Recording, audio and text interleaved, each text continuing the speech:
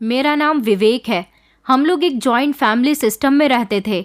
मेरी उम्र 55 साल है और मैं अपनी ज़िंदगी अब जेल में गुजार रहा हूँ, क्योंकि मैंने कुछ सालों पहले एक ऐसा काम किया था जिसको बताते हुए भी मुझे शर्म आ रही है।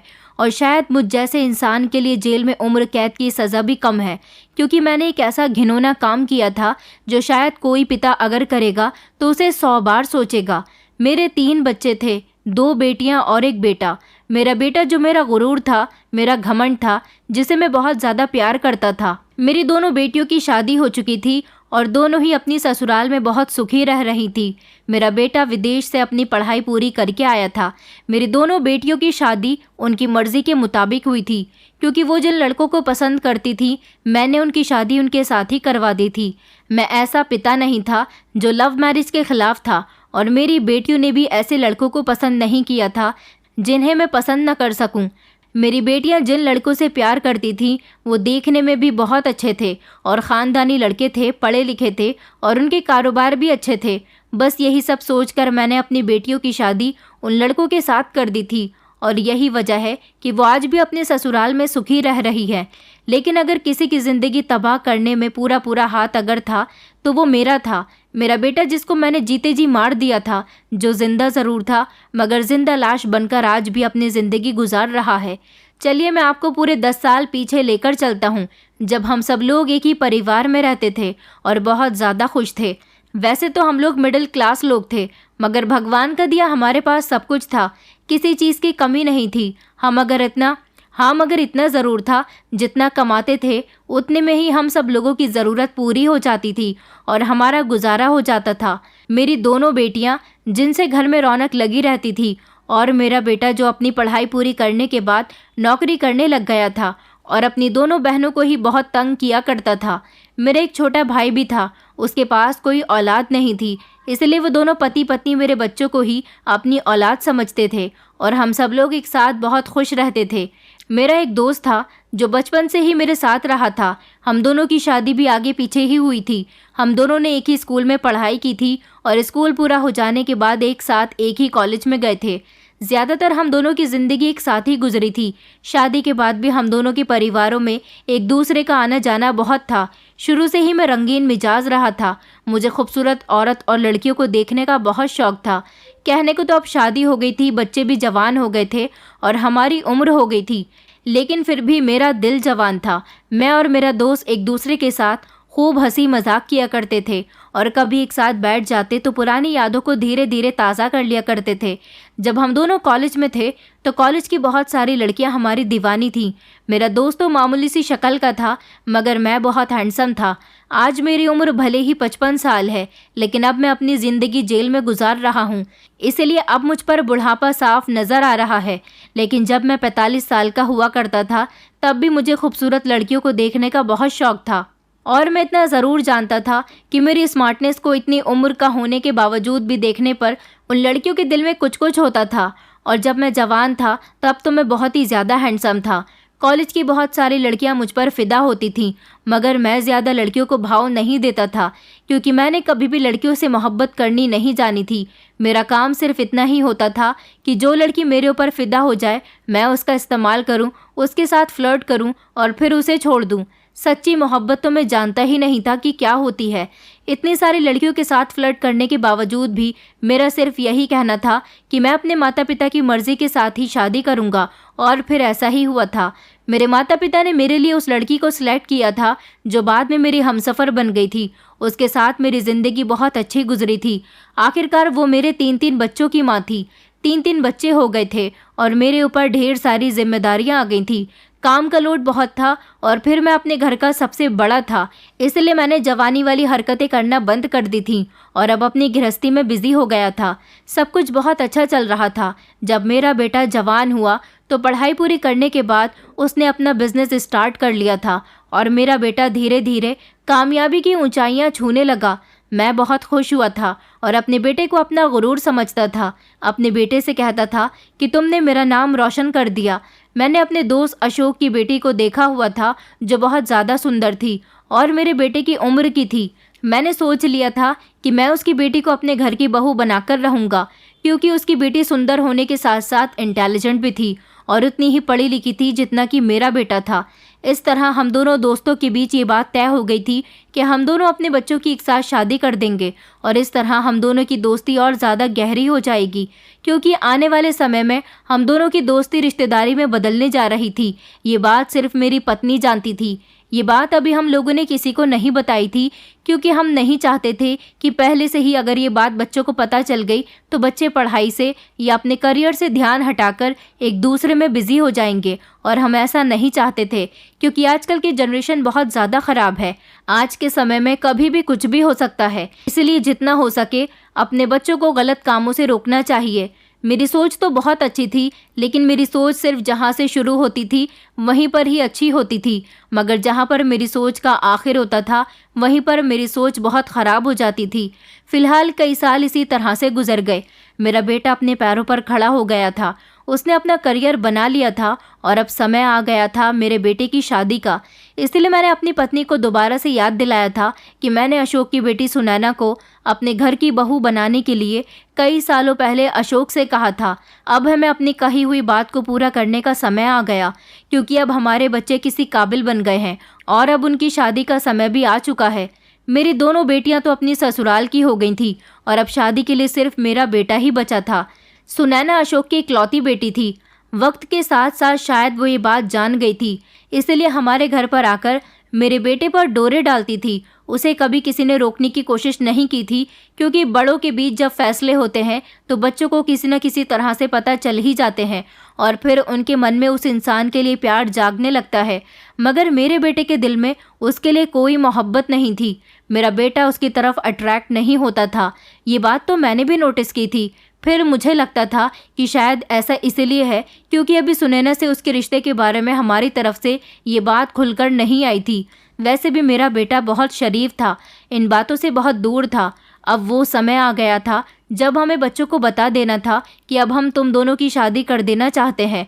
इसीलिए मैंने घर पर एक छोटी सी पार्टी रखी थी, जिसमें हमने अपने कुछ रिश्तेदारों को इनवाइट किया था और साथ ही साथ मैंने अशोक की फैमिली को भी अपने घर पर इनवाइट किया था और उससे कहा था कि वो अपने कुछ रिश्तेदारों या फ्रेंड्स वगैरह को हमारे यहाँ पार्टी में इनवाइट कर सकता है। ये पार्टी मैंने सिर्फ अपने बेटे का सब लोगों के सामने रिश्ता अनाउंस करने के लिए रखी थी, जिसमें हमारे रिश्तेदार भी आ गए थे और अशोक भी अपनी बेटी को हमारे घर लेकर आ गया था। सब लोग बहुत खुश थे। मेरी दोनों बेटियां भी अपने ससुराल वालों के साथ आई हुई थी। जब सब लोगों ने खाना खा लिया तो मैंने सबके बीच अपने बेटे और सुनैना को एक साथ खड़ा करके ये खबर सब लोगों को सुना दी थी कि हम दोनों दोस्त अपनी बचपन की दोस्ती को अब रिश्तेदारी में बदलना चाहते हैं। इसलिए हमने अपने दोनों बच्चों का रिश्ता तय कर दिया है और अब हम जल्द ही इन दोनों की शादी भी कर देंगे। ये खबर सुनकर सब लोगों ने तालियां बजाई थी, जबकि मेरे बेटे का चेहरे का रंग उड़ गया था। वो बार बार मेरी तरफ देखकर पापा पापा कर रहा था, लेकिन मैं उसकी बात समझ नहीं पाया था क्योंकि चारों तरफ शोर हो गया था, क्योंकि इस रिश्ते की खुशी में सब लोगों ने तालियां बजाई थी, जिनकी तड़तड़ाहट पूरे घर में गूंज रही थी।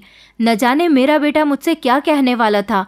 खुशी और एक्साइटमेंट की वजह से मैंने उसकी बात पर ध्यान ही नहीं दिया और जब मैंने उसकी बात नहीं सुनी तो उसने ज़ोर से चिल्लाकर कहा कि मैं ये शादी नहीं कर सकता, मैं आपके इस फैसले के खिलाफ हूँ। मेरे बेटे की बात सुनकर अचानक सब लोगों ने अपने हाथ रोक लिए थे और चारों तरफ सन्नाटा छा गया था। मेरा बेटा कहने लगा कि पापा, आपको एक बार सुनैना से मेरा रिश्ता तय करते हुए मुझसे भी तो पूछ लेना चाहिए था। बस मैं यही कहना चाहता हूँ, इस रिश्ते में मेरी मर्जी नहीं है। सब लोगों के सामने इस रिश्ते से इनकार करते हुए मेरा बेटा गुस्से से चलता हुआ अपने कमरे में चला गया था, मगर सब लोगों के सामने मेरी बड़ी बेइज्जती हुई थी, क्योंकि आज यहाँ पर हमारे सारे ही रिश्तेदार और दोस्त मौजूद थे, जिन लोगों के सामने हमारी बहुत इज्जत थी। सबके सामने मेरा सर नीचा होकर रह गया था। बड़ी मुश्किल से मैंने बात बनाई थी कि मेरा बेटा थका हुआ है, इसीलिए इस तरह की बात कर रहा है, मगर मैंने देखा था कि मेरे दोस्त का मूड बहुत ज़्यादा ख़राब हो गया था। अशोक कहने लगा कि तुम्हारा बेटा ये क्या बदतमीज़ी करके गया है, जाकर उससे ये बात करो कि उसकी इस रिश्ते में मर्जी क्यों नहीं है, वो क्या चाहता है। मैंने अपने दोस्त से कहा कि तुम शांत हो जाओ, मैं अपने बेटे को समझाने की कोशिश करूँगा, अभी मैं एक बार उससे बात तो कर लूँ। मैंने सुनैना की तरफ देखा था, उसकी आंखों में भी आंसू आ गए थे। उस समय तो जैसे तैसे मैंने सबको शांत कर लिया था और थोड़ी देर के बाद सब लोग अपने अपने घर को रवाना हो गए थे। मगर अब मुझे अपने बेटे से पर्सनली बात करनी थी, इसीलिए मैं उससे बात करने के लिए उसी रात उसके कमरे में चला गया था। मैंने जाकर देखा तो उसके कमरे का दरवाज़ा खुला हुआ था और मैं उसके पास चला गया, उसके करीब जाकर बैठ गया और उससे कहने लगा कि आज जो तुमने हरकत की है वो बहुत गलत थी। तुम्हें मेरी बात को समझना चाहिए था। कम से कम सब लोगों के सामने तो तुम मेरी इज्जत रख लेते। तुम्हें पता है कि आज मैं सारे मेहमानों के सामने तुम्हारी वजह से कितना शर्मिंदा हुआ हूँ। तुम्हें अगर मुझसे कोई बात करनी थी तो तुम बाद में भी तो कर सकते थे, उस समय तो तुम खामोश रहते। मेरी बात सुनकर पहले तो मेरे बेटे ने मेरे चेहरे की तरफ देखा और फिर कहने लगा कि आपने मेरा रिश्ता तय करते समय मुझसे पूछा था, बस आपने तो सबके सामने अपना फैसला सुना दिया। आपको नहीं पता कि आपका बेटा क्या चाहता है। आपको भी तो एक बार मुझसे बात करनी चाहिए थी, पूछना चाहिए था कि तुम क्या चाहते हो, तुम्हारी खुशी किस में है, तुम्हें कोई लड़की पसंद है या नहीं। मगर आपने सब लोगों के सामने अचानक इस तरह अपना फैसला सुनाकर मेरा दिल तोड़ दिया। अब इसमें आपकी सब लोगों के सामने बेइज्जती हुई है तो ये आपकी प्रॉब्लम है पापा, मेरी नहीं। क्योंकि जब पेरेंट्स बच्चों का रिश्ता तय करते हैं तो उनसे पहले उनकी मर्जी पूछते हैं। अगर ज़बरदस्ती उन पर डिसीजन थोप दिया जाए तो इसमें बच्चों की कोई गलती नहीं होती। अपने बेटे की बात सुनकर आज मैं उसका चेहरा देखता रह गया था। आज मुझे एहसास हो रहा था कि वो बड़ा हो गया है, क्योंकि जितनी समझदारी वाली बातें वो कर रहा था उस हिसाब से तो मुझे यही लग रहा था। मैंने अपने बेटे से कहा कि देखो बेटा, मैं मानता हूँ कि मेरी गलती है, मुझे एक बार तुमसे पूछना चाहिए था। मगर सुनैना से तुम्हारा रिश्ता मेरे बचपन में ही तय कर दिया गया था। मगर सुनैना से तुम्हारा रिश्ता मैंने बचपन में ही तय कर दिया था, जब तुम लोग 15 साल के थे, और ये बात तुम्हें कभी बताई नहीं गई, तुमसे छुपा कर रखी गई। मगर अब जब तुम्हारे सामने ये बात खुलकर आ गई है तो तुम मेरी बात मान लो, मेरा फैसले का मान रखो। सुनैना बहुत अच्छी लड़की है, इस तरह तुम्हारे पापा और अशोक अंकल के बीच दोस्ती गहरी हो जाएगी। मेरा बेटा कहने लगा कि पापा, लेकिन मैं ऐसे कैसे सुनैना से शादी करने के लिए तैयार हो जाऊं, क्योंकि मैं तो किसी और लड़की को पसंद करता हूं। अपने बेटे की बात सुनकर अचानक मेरे ऊपर एक बिजली सी गिर पड़ी थी। मैंने कहा, क्या तुम किसी और लड़की को पसंद करते हो? कौन है वो लड़की? मेरा बेटा कहने लगा, दरअसल पापा, उसकी और मेरी मुलाकात 2 साल पहले एक थिएटर में हुई थी। मैंने उसे पहली नज़र में देखते ही पसंद कर लिया था। मैं उस लड़की के कांटेक्ट में पिछले 2 साल से हूँ। हम दोनों एक दूसरे से बहुत प्यार करते हैं और एक दूसरे के बिना नहीं रह सकते। हमने फैसला कर लिया है कि शादी करेंगे तो एक दूसरे के साथ ही करेंगे। प्लीज़ पापा, आप मेरा रिश्ता सुनैना की तरफ से ख़त्म करवा दो और मेरा रिश्ता मेघा के घर लेकर चलो। मेघा बहुत अच्छी लड़की है। आपको नहीं पता कि उसकी फैमिली भी बहुत ख़ानदानी और वो मिडिल क्लास फैमिली से है। मुझे उम्मीद है कि आपको और मेरी मम्मी को वो लड़की बहुत पसंद आएगी। मैंने अपने बेटे से कहा कि ऐसा हरगिज़ नहीं हो सकता। मैं अपने दोस्त को धोखा नहीं दे सकता। आखिर सुनैना भी तुम्हें पसंद करती है, क्योंकि उसे ये बात पहले ही पता चल गई थी कि हम लोगों ने तुम दोनों का रिश्ता लगाया हुआ है। मेरा बेटा कहने लगा कि पापा, ऐसा भी कुछ नहीं है। लोगों की शादियां होती हैं तो कभी कभी सिचुएशन ऐसी भी क्रिएट हो जाती है कि बारातें तक वापस लौट जाती हैं, और फिर वो लोग भी तो कहीं ना कहीं शादी कर ही लेते हैं ना। इसलिए प्लीज़ आप भी सुनैना के पापा से कहिए कि वो अपनी बेटी का रिश्ता कहीं और देख लें, और मैं आप लोगों को मेघा का एड्रेस दे दूंगा। आप लोग मेघा के घर जाकर उसकी फैमिली से रिश्ते की बात कराना। मैंने अपने बेटे से कहा था कि तुम कैसी बच्चों वाली हरकतें कर रहे हो। तुम नहीं जानते कि हम दोनों दोस्त कई सालों पहले ही ये फैसला कर चुके हैं। अब अगर मैं अपने फैसले से पीछे हटूंगा तो अशोक और उसके परिवार के सामने मेरी कितनी बेइज्जती होगी, और तुम जानते हो कि मेरी दोस्ती पर भी फर्क पड़ सकता है। मैं ऐसा कभी नहीं करूँगा। तुम्हें वहीं शादी करनी होगी जहाँ मैं चाहता हूँ। मेरा बेटा मुझसे बहुत जिद करने लगा और कहने लगा कि पापा, मैं मेघा से बहुत प्यार करता हूँ और शादी भी सिर्फ उसी से करूँगा। अगर आपने मेरी बात नहीं मानी तो मैं अपनी जान ले लूँगा। अपने बेटे की बात सुनकर मैं शॉक्ड रह गया था। मुझे गुस्सा तो बहुत आ रहा था, मगर मैं उसके कमरे से निकल आया था और पूरी बात आकर मैंने अपनी पत्नी को बताई थी। मेरी बात सुनकर मेरी पत्नी ने तसल्ली से मुझे समझाया और कहने लगी कि अगर हम ज़बरदस्ती अपने बेटे की शादी सुनैना से कर देंगे तो शायद वो ज़िंदगी भर उसके साथ खुश नहीं रह सकेगा, क्योंकि उसकी खुशी तो कहीं और है। और दोनों बेटियों की शादी भी तो हमने उनकी मर्ज़ी के मुताबिक करवाई है। अगर बेटे की भी करवा देंगे तो कोई गलत बात नहीं है। हमें अपने बच्चों की खुशी के बारे में सोचना चाहिए। मैंने कहा, लेकिन तुम नहीं जानती, अशोक इस बात पर कितना नाराज़ होगा, और मैं अशोक के सामने अपना नाम खराब नहीं करना चाहता। और रही बेटियों की बात, तो बेटियों ने अपने लिए परिवार ऐसे चुने थे जहाँ पर वो खुश रह सकती थी और जहाँ पर हमारी भी खुशी थी। पता नहीं ऋतिक ने जिस लड़की को पसंद किया वो लड़की कौन है, कैसे ख़ानदान की है, हम लोगों को समझ पाएगी भी या नहीं, हमारे साथ एडजस्ट हो पाएगी भी या नहीं। मैं तो ऋतिक की शादी सुनैना के साथ ही करवाना चाहता हूँ। मेरी पत्नी भी मुझे समझा समझा कर थक गई थी और उधर मैं अपने बेटे को समझा रहा था जो मेरी बात मानने के लिए तैयार ही नहीं था। एक तरफ अशोक ने मेरा दिमाग ख़राब किया हुआ था कि आखिर तुम्हारा बेटा क्या चाहता है, तुमने उससे फाइनल बात की या नहीं। मैं तो चारों तरफ से उलझ कर रह गया था। अशोक बहुत नाराज़ हो रहा था, कह रहा था कि अगर तुमने मेरी बेटी की शादी अपने बेटे के साथ नहीं की तो अच्छा नहीं होगा। इस तरह तुम मेरी बेटी के साथ गलत करोगे और हम दोनों की दोस्ती भी ख़त्म हो जाएगी। उसकी बात सुनकर मैंने अपने बेटे से दो टूक बात की थी और कहा था कि तुम्हें मेरी मर्ज़ी के मुताबिक ही शादी करनी होगी, वरना तुम्हारा और मेरा रिश्ता ख़त्म हो जाएगा। मैं तुम्हें इस घर से निकाल दूंगा। मेरा बेटा भी ज़िद पर अड़े हुआ था, कहने लगा, अगर आपने मेरी बात नहीं मानी तो मैं अपनी जान ले लूँगा। ये बात मैं आपसे पहले भी कह चुका हूँ। मुझे लगा कि मेरा बेटा सिर्फ मुझे डराने के लिए सब कुछ कह रहा है, मगर जब मैंने उन दोनों की इंगेजमेंट का दिन फिक्स कर दिया तो मेरे बेटे ने अपने हाथ की नस काटने की कोशिश की। वो तो अच्छा था कि घर के नौकर ने उसे देख लिया था और मौके पर उसने शोर मचा दिया। हम लोग शोर की आवाज़ सुनकर जब बेटे के कमरे में गए तो सबने उसे बचा लिया था। इस तरह मेरा बेटा बच गया था, वरना वो अपनी जान लेने की पूरी कोशिश कर चुका था। अब ऐसी हालत में मैं क्या कर सकता था। मुझे अपने बेटे का रिश्ता वहीं लेकर उस लड़की के घर जाना ही था जहाँ उसकी खुशी थी। मैंने अपने दोस्त से माफ़ी मांग ली थी। मेरे दोस्त ने मेरी बेइज्जती तो बहुत की थी और उसकी बेटी भी बहुत रोई थी, मगर मैं कुछ नहीं कर पाया था और अपने बेटे की खुशियों की खातिर मुझे हार माननी पड़ गई थी। मैं जब अपनी पत्नी के साथ मेघा के घर गया तो मेघा को देखकर मेरी आंखें फटी की फटी रह गई थी, क्योंकि मेघा इतनी खूबसूरत लड़की थी कि मेरी आंखें उसके चेहरे से हटी नहीं रही थी। अब मुझे पता चला था कि मेरा बेटा उसे क्यों पसंद करता था और उसके लिए क्यों जान देने पर उतर आया था। वो बहुत ही ज़्यादा खूबसूरत थी। ऐसा लगता था जैसे भगवान ने उसे बहुत फुर्सत से बनाया है। कई सालों बाद मैंने इतनी खूबसूरत लड़की अपनी आंखों के सामने देखी थी, क्योंकि आजकल की लड़कियां तो सिर्फ मेकअप वाले चेहरे में ही खूबसूरत नज़र आती हैं, लेकिन उस लड़की की रियल और नेचुरल ब्यूटी थी। वो सच में इतनी सुंदर थी कि कोई भी उसका आसानी से दीवाना हो सकता था। मेरी बरसों पुरानी जवानी उसे देखकर जाग उठी थी। न जाने क्यों वो मेरे दिल में पहली ही नज़र में जगह कर गई थी। इतने सालों के बाद भी मैं अपने दिल पर कंट्रोल नहीं कर पाया था। मैंने इस रिश्ते के लिए हाँ कर दी थी। मैं अपने बेटे से जो नाराज़ था और जो इस रिश्ते से खुश नहीं था, अब मैं इस रिश्ते से खुश हो गया था और मैंने खुशी खुशी अपने बेटे से कहा था कि लड़की बहुत अच्छी है और मुझे बहुत पसंद आई है।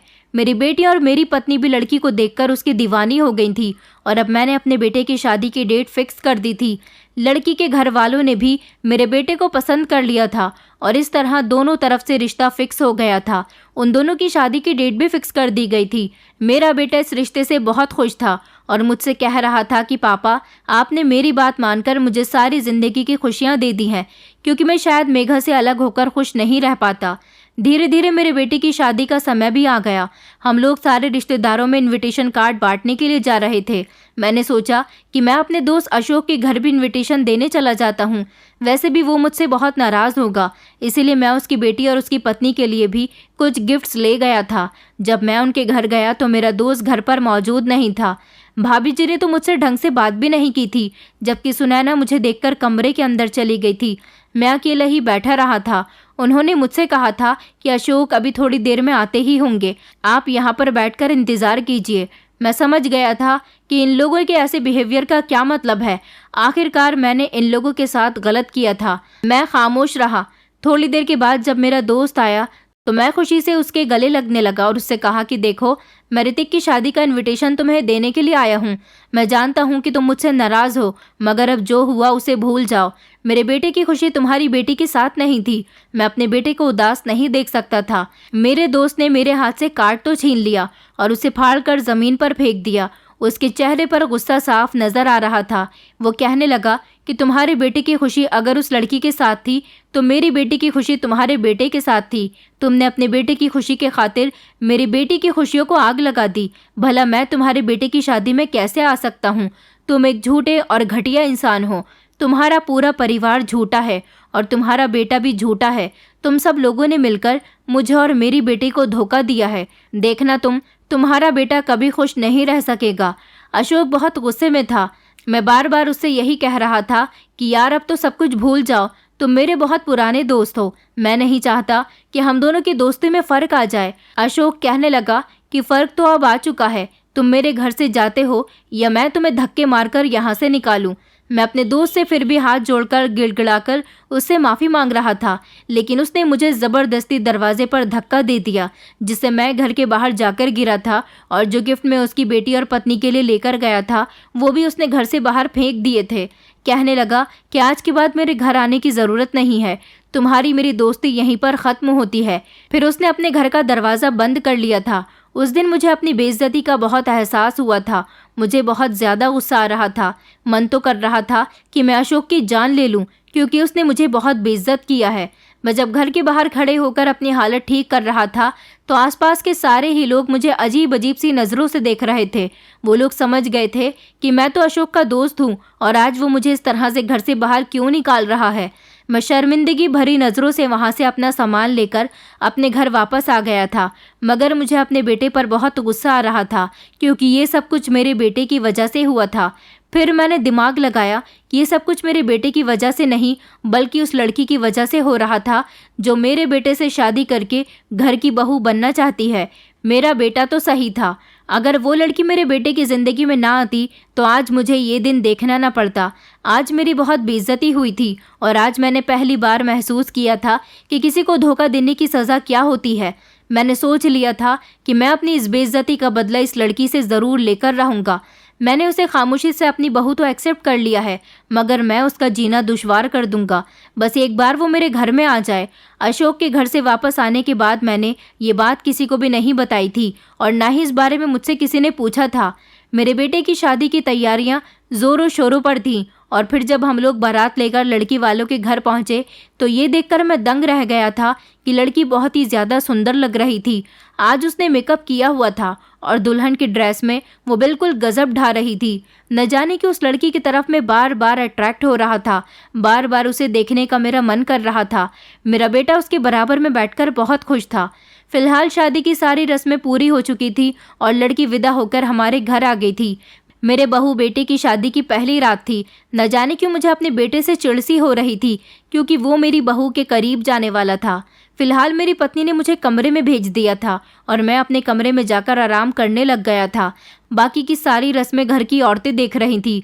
मैं लेटे लेटे ही सोच रहा था कि उन दोनों के बीच न जाने क्या हो रहा होगा। फिर इसी तरह मुझे नींद आ गई और मैं सो गया था। अगले दिन जब मैं सोकर उठा और अपनी बहू के कमरे की तरफ गया तो मैंने देखा कि मेरा बेटा कमरे में मौजूद नहीं है, जबकि बाकी सारी औरतें किसी न किसी काम में बिजी हैं। किसी का मुझ पर ध्यान ही नहीं था। इसलिए मैं मौका देखकर बहू के कमरे में चला गया और वहां जाने के बाद मैं बड़ी गौर गौर से मेघा को देख रहा था। मेघा को इस बात का अंदाज़ा नहीं हुआ था कि मैं उसके पीछे खड़ा हुआ हूँ। वो जैसे ही पलटी तो अचानक मुझे देखकर घबरा गई। उसने जल्दी से अपने सर पर पल्लू किया और कहने लगी कि पापा जी आप यहाँ, क्या आपको कोई काम है? वो नज़र झुकाकर खड़ी हुई थी। मैंने उससे कहा कि नहीं, मुझे तुमसे कोई काम नहीं है। मैंने कहा एक नज़र मेरी तरफ देखो, मुझसे नज़रें मिलाकर बात करो। उसने मेरी तरफ देखा तो मैं उससे कहने लगा कि तुमने मेरे बेटे की ज़िंदगी में आकर बहुत बड़ी गलती की है। अब तुम देखो कि मैं तुम्हारे साथ क्या करता हूँ। मेरी बात सुनकर वो अचानक घबरा गई थी। मेरी बात का मतलब वो समझ नहीं पाई थी। तभी मेरा बेटा कमरे के अंदर दाखिल हुआ और वो भी मुझे देखकर शॉक्ड रह गया। कहने लगा कि पापा आप यहाँ सुबह सुबह क्या कर रहे हैं? तो मैंने उससे कहा कि कुछ नहीं, बस बहू से तुम्हारे बारे में ही पूछने आया था। तो बहू कहने लगी कि तुम अभी अभी बाहर गए हो, मुझे तुमसे कुछ ज़रूरी बात करनी थी। मेरी बहू ये देखती रह गई थी कि मैंने कितनी सफाई से झूठ बोला था। वो मुझे देखने में भी बिहेवियर की डरपोक नज़र आ रही थी और अभी वो नई नई थी, इसलिए कुछ कर भी नहीं सकती थी। न जाने क्यों मेरी गंदी नज़र उस पर पड़ गई थी। वो जब भी मेरे सामने आती थी तो मैं उसे देखता रहता था। उसे भी ऐसा लगता था कि मेरी नज़र उस पर हर बार जमी रहती है।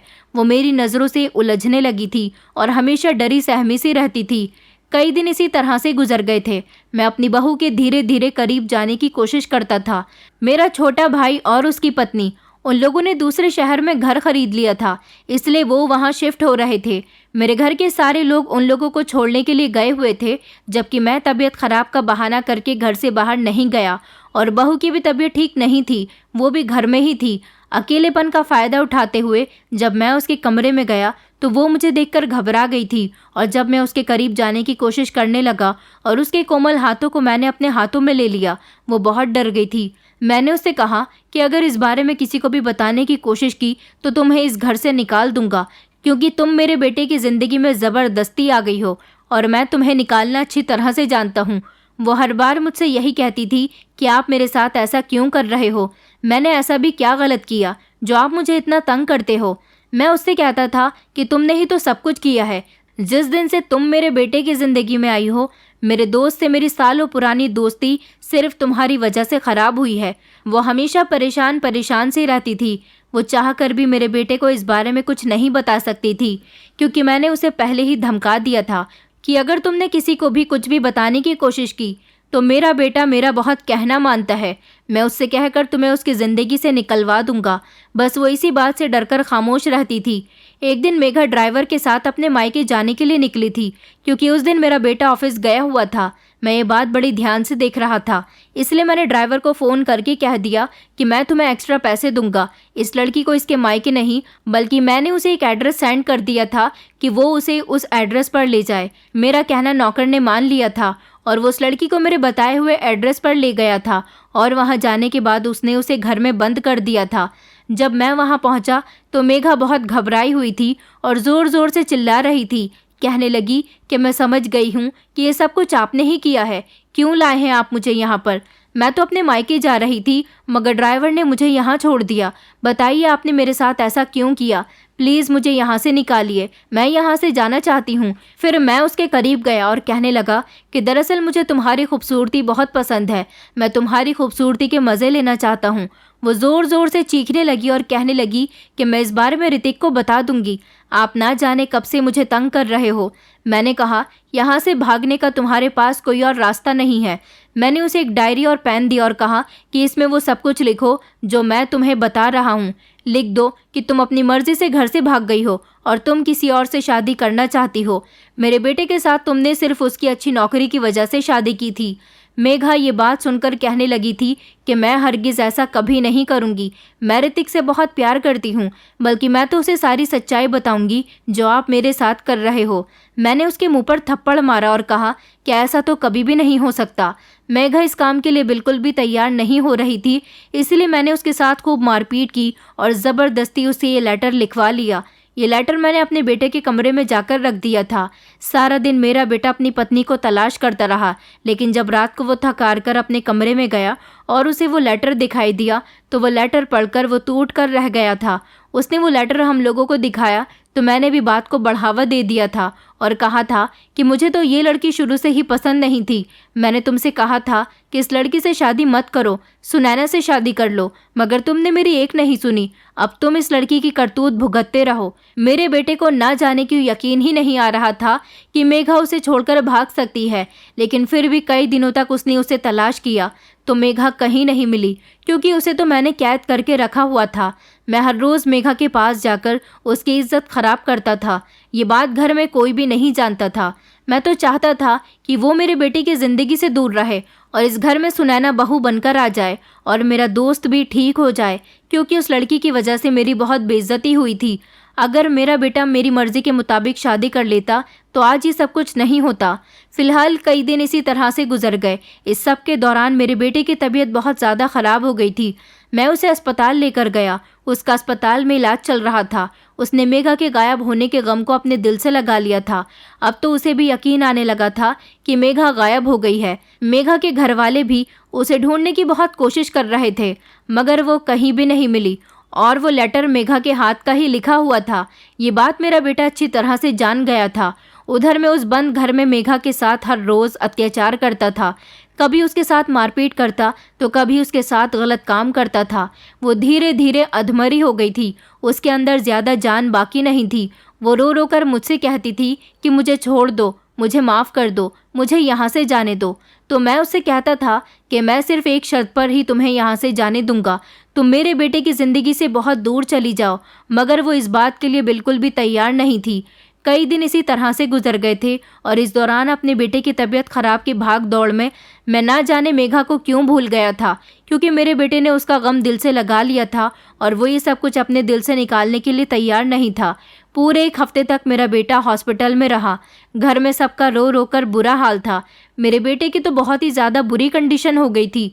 कुछ दिनों बाद जब वो डिस्चार्ज हुआ तो मैं उसे घर लेकर आ गया था। अभी हम लोग घर आकर बैठे ही थे। मैंने अपने बेटे को समझाया था कि वो लड़की तुम्हारी ज़िंदगी से जा चुकी है, वो लड़की फ्रॉड थी। तुम अच्छी नौकरी करते हो, तुम्हारा अच्छा बिजनेस है, इस वजह से वो तुम्हारे पीछे लग गई थी और उसने साफ साफ ये बात उस लेटर में लिखी हुई है। तुम मेरी मानो तो सुनैना से शादी कर लो, अभी भी कुछ नहीं बिगड़ा। सुनैना इस घर में बहू बनकर आएगी तो तुम्हें बहुत खुश रखेगी। वो आज भी तुमसे बहुत प्यार करती है। मेरी पत्नी ने भी मेरे बेटे को यही समझाया था, मगर मेरा बेटा समझने के लिए तैयार ही नहीं था। वो यही कहता था कि ना जाने क्यों मेरा दिल नहीं मानता कि मेघा मुझे धोखा देकर भाग सकती है। मेरा दिल कहता है कि वो किसी बड़ी परेशानी में है। मैंने अपनी पत्नी से कहा था कि देखो इसकी हरकतें, ये अभी भी उस धोखेबाज लड़की के पीछे पड़ा हुआ है जो अपने आशिक के साथ इसे छोड़कर भाग गई है। वो लड़की मुझे बिल्कुल भी पसंद नहीं थी, बस तुम्हारी ही खुशी की खातिर मैं उसे इस घर में बहू बनाकर लाया था। अब जब वो यहाँ से चली गई है तो इससे ज़्यादा हम लोग कुछ नहीं कर सकते। उसे तुमने भी कई जगह तलाश कर लिया है, वो तुम्हें मिल ही नहीं रही। अब तुम उसकी वजह से अपनी ज़िंदगी बर्बाद मत करो, जबकि सुनैना के साथ शादी करके अपनी ज़िंदगी की नई शुरुआत करो। लेकिन मेरा बेटा समझने के लिए तैयार ही नहीं था। अभी हम लोग यही सब बातें कर रहे थे, तभी हमारे घर में पुलिस इंस्पेक्टर घुस आए। पुलिस को देखकर हम सब लोग घबराकर खड़े हो गए। मेरा बेटा इंस्पेक्टर को देखकर कहने लगा, इंस्पेक्टर साहब, आपका यहाँ कैसे आना हुआ? क्या मेरी पत्नी मिल गई है? क्योंकि मेरे बेटे ने अपनी पत्नी की गुमशुदगी की रिपोर्ट पुलिस स्टेशन में करवा दी थी। मैं जानता था कि पुलिस वालों को मेघा के बारे में पता चल ही नहीं सकता, क्योंकि मैंने मेघा को एक अनजान किराए के घर में रखा हुआ था। ये बात हमारे घर के ड्राइवर के अलावा कोई भी नहीं जानता था, क्योंकि ड्राइवर ही उसे उस घर तक छोड़कर आया था। और जिस दिन से मैंने मेघा को उस घर में कैद किया था, उसी दिन से मैंने ड्राइवर से भी कह दिया था कि तुम कुछ पैसे ले लो और कुछ दिनों के लिए इस शहर से बाहर चले जाओ। ऐसा मैंने तब किया था जब मुझे पता चला था कि मेरा बेटा पुलिस में मेघा की गुमशुदगी की रिपोर्ट दर्ज करा चुका है। मैं समझ गया था कि पुलिस वाले तो कहीं ना कहीं से सच्चाई का पता लगा ही लेते हैं। मैं नहीं चाहता था कि पुलिस वाले मुझे पकड़ ले, इसलिए मुझे जिस पर शक था उसे मैंने रास्ते से हटा दिया था। ड्राइवर को तो यहाँ से गए हुए काफ़ी दिन हो गए थे। पुलिस वालों ने जो बात बताई थी उसे सुनकर हमारे होश उड़ गए थे। मेरे बेटे के पूछने पर पुलिस वालों ने जवाब दिया था कि तुम्हारी पत्नी हमें मिल गई है। जब ये बात मैंने सुनी तो मेरे पैरों तले से ज़मीन निकल गई थी। मैं मान ही नहीं सकता था कि इनको मेघा मिल सकती है, मगर उन्होंने एक ऐसी बात बताई जिसे सुनकर मुझे भी यकीन आ गया था कि इन लोगों ने मेघा को तलाश कर लिया है। मगर कैसे तलाश किया था, ये सब पुलिस वालों ने जब हमें बताया तो मेरे होश उड़ गए थे। पुलिस वाले कहने लगे, दरअसल आपकी पत्नी का एक्सीडेंट हो गया था और जब आसपास के कुछ लोगों ने उसे अस्पताल में भर्ती कराया तो उसकी सांसें चल रही थी।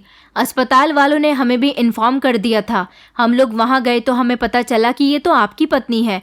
वो ठीक से बोल भी नहीं पा रही थी क्योंकि उसकी कंडीशन बहुत ज़्यादा ख़राब थी, मगर उसने मरने से पहले अपने बयान दे दिए। पुलिस इंस्पेक्टर ने बताया कि मेघा काफ़ी दिनों से किसी बंद घर में कैद थी, लेकिन आज वो उस घर से भागने की कोशिश कर रही थी। वो घर से जैसे तैसे बाहर तो निकल आई थी, मगर वो भागते भागते जैसे ही सड़क पर आई तो उसकी टक्कर एक कार से हो गई और उसका एक्सीडेंट हो गया। वो बहुत ही ज़ख्मी हालत में थी, इसलिए वहाँ के लोग उसे अस्पताल ले गए। उसने अपने बयान में ये बात बताई है कि उसके साथ काफ़ी दिनों से गलत काम हो रहा है और उसे किसी ने किडनैप करके उस घर में रखा हुआ था। पुलिस इंस्पेक्टर ऋतिक की तरफ देखकर कहने लगा कि ऋतिक साहब, क्या आप ये बात जानना चाहेंगे कि आपकी पत्नी के साथ ये सब कुछ किसने किया? मेरे बेटे को तो जैसे अजीब सा जुनून सवार हो गया था। उसने कहा कि हाँ, मुझे बताओ ये सब किसने किया, मैं उसे जान से मार दूंगा। आखिर वो कौन है जिसने मेरी पत्नी के साथ ये सब कुछ किया? पुलिस इंस्पेक्टर कहने लगा कि ये सब कुछ करने वाला इंसान कोई और नहीं बल्कि आपके पिता हैं। ये बात सुनकर तो जैसे सब लोगों को एक अजीब सा झटका लगा था। वहाँ पर मेरी बेटियाँ भी मौजूद थीं। मेरा बेटा और मेरी पत्नी, वो सब लोग अचानक मुझे देख रहे थे। मैं वहां से भागने की कोशिश करने लगा तो पुलिस इंस्पेक्टर ने मुझे पकड़ लिया। मैंने कहा कि मैं कहीं भाग नहीं रहा हूं, बल्कि बाहर का दरवाज़ा देखने जा रहा हूं कि मैंने ठीक से बंद कर दिया था या नहीं। पुलिस इंस्पेक्टर कहने लगा कि बाहर का दरवाज़ा खुला हो या बंद, अब तो आपको कोई मतलब नहीं होना चाहिए। घर का ध्यान रखने के लिए आपके घर के बाकी सारे मेंबर्स हैं, क्योंकि आप तो अब जेल जाने वाले हैं। मैंने कहा, आप ये कैसी बातें कर रहे हो? मेरा बेटा मेरी तरफ आया। मैंने अपने बेटे से कहा कि बेटा, ये लोग झूठ बोल रहे हैं, मैंने कुछ नहीं किया। उस समय मुझे जैसे तैसे अपनी जान बचानी थी। मैं नहीं चाहता था कि इन लोगों के सामने मेरी सच्चाई आ जाए। न जाने कैसे मेघा घर से भाग गई थी। घर की चाबी तो मेरे पास थी। ज़रूर वो खिड़की या फिर छत से छलांग लगाकर वहाँ से भाग गई होगी। मेरा बेटा कहने लगा कि पापा, क्या ये सब कुछ आपने किया है? मैंने अपने बेटे से कहा कि नहीं बेटा, ये सब लोग झूठ बोल रहे हैं। पुलिस इंस्पेक्टर कहने लगा कि हम लोग झूठ नहीं बोल रहे। मेघा ने मरने से पहले हमें अपने बयान दिए हैं और हमारे पास मेघा की वीडियो भी है। पुलिस इंस्पेक्टर के मुंह से ये शब्द सुनकर मेरा बेटा चौंक गया था कि मेघा मर गई है। पुलिस इंस्पेक्टर कहने लगा, जी, पहले ही वो बहुत बुरी कंडीशन में थी और फिर उसका एक्सीडेंट भी हो गया, लेकिन ये अच्छा हुआ कि मरने से पहले उसने सारी सच्चाई बयां कर दी। पुलिस इंस्पेक्टर ने अपना मोबाइल निकालकर मेघा की वीडियो मेरे बेटे को दिखाई, जिसमें मेघा बहुत गंभीर हालत में अस्पताल में भर्ती थी और उसने अपने साथ हुआ एक एक जुल्म पुलिस इंस्पेक्टर को बता दिया, जिसमें वो साफ साफ कह रही थी कि उसके साथ ये सब कुछ करने वाला कोई और नहीं बल्कि मैं हूँ, और ये सब कुछ मैंने इसीलिए किया क्योंकि मैं अपने दोस्त की बेटी की शादी अपने बेटे के साथ करवाना चाहता था। और फिर मेरी गंदी नज़र भी शुरू दिन से ही उस पर थी। वो दिन मेरी ज़िंदगी का सबसे ख़तरनाक दिन था। उस दिन गुस्से में मेरा बेटा मुझ पर हाथ उठाने वाला था, मगर उसने पिता का लिहाज करते हुए अपना हाथ रोक लिया था। उसने मुंह फेरकर पुलिस इंस्पेक्टर से कहा कि आप इन्हें अरेस्ट करके यहाँ से ले जाइए, और मैं चाहता हूँ कि इन्हें कड़ी से कड़ी सज़ा दी जाए, क्योंकि इन्होंने मेरी पत्नी के साथ बहुत गलत किया। मेरी बेटियां और पत्नी फूट फूट कर रो रही थी, जबकि उन लोगों का भी यही कहना था कि हमें आपसे ऐसी उम्मीद नहीं थी कि आप इतनी हद तक भी गिर सकते हो। मैं सब लोगों के सामने शर्मिंदा होकर रह गया था, क्योंकि अब मेरे पास अपनी सफाई के लिए कुछ भी बाकी नहीं रहा था। पुलिस वाले मुझे अरेस्ट कर चुके थे। मेरे हाथ में हथकड़ियाँ थीं। मोहल्ले के सारे लोग मुझे नज़र उठा कर देख रहे थे और आज मेरी नज़रें नीची थीं। मेरे बेटे की कंडीशन मैंने देखी थी। वो बहुत बुरी तरह से रो रहा था। जब उसे पता चला कि उसकी पत्नी मर गई है, वो उससे बहुत मोहब्बत करता था।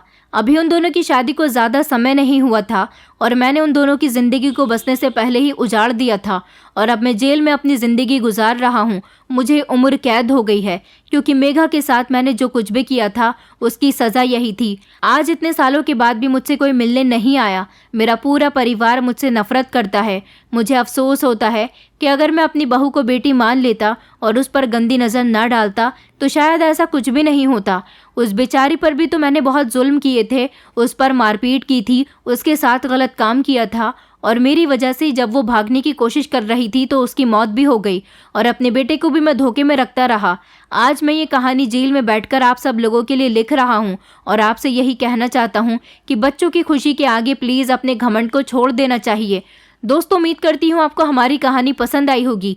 कहानी पसंद आई है तो वीडियो को लाइक करें, चैनल पर नए हैं तो चैनल को सब्सक्राइब करें, और हाँ, नोटिफिकेशन बेल को ज़रूर दबाएं ताकि अगली अपडेट सबसे पहले आपको मिले।